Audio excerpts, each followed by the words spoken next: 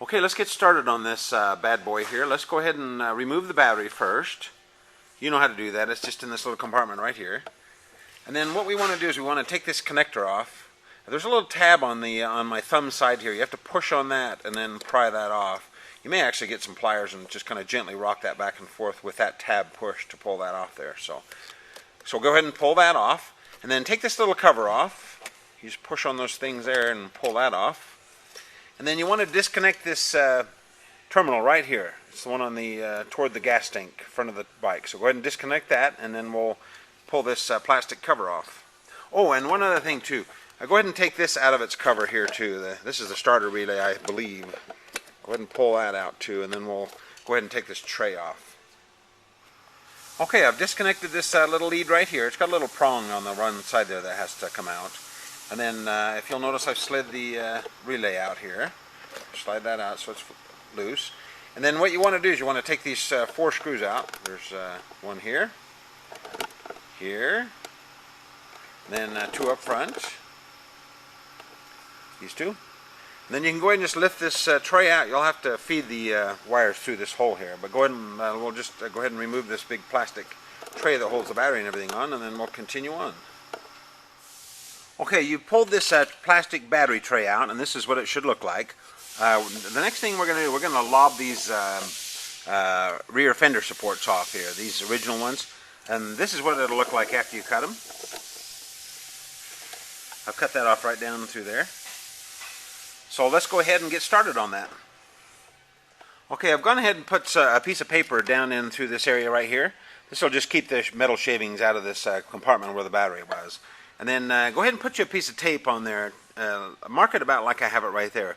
What we want to do is we want to cut it about even with the weld right here. We want to leave this. So we're going to cut it right from about that weld all the way down to about that area right there. It's not critical. We want to get rid of this material right here. So I'll go ahead and show you how to cut that.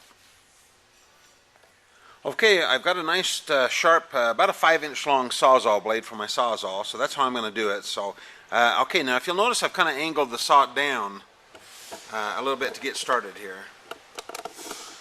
So I'm going to go ahead and kind of angle it down. I'm going to kind of start cutting right there like that.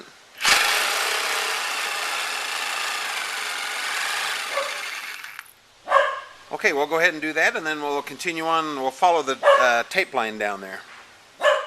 Okay, you'll notice that I've kind of followed the tape going down there. Now, as you cut down in there, make sure you flatten your sawzall out. Don't have the blade angled down too much in the back here. You could actually cut into that tubing on the swing arm back in there. So don't cut back in here. Be real careful back in there. So anyway, I'll go ahead and flatten my sawzall a little bit. And then I'll continue on. One thing you want to do too, put a little oil on the blade once in a while, because that'll sure help it cut a little bit better. So go ahead and flatten that out, and then go ahead and finish sawing that right down there. Okay, there we have it all finished up. Go ahead and deburr this with a file or something, get all the sharp edges off, and then take that little, there's a little barb there usually when you cut it, so file that down smooth, because you don't want to cut yourself when you work on this bike. So do that, and then grab a little paint and paint that if you'd like. That won't show, but you may want to paint it so it doesn't corrode. Okay, the next thing we want to do is cut our battery tray down a little bit. If you'll notice the dimensions I have here, there's a little flange right here where the plastic starts dipping down. So that's where you want to make your cut, is from that flange over to the tape here.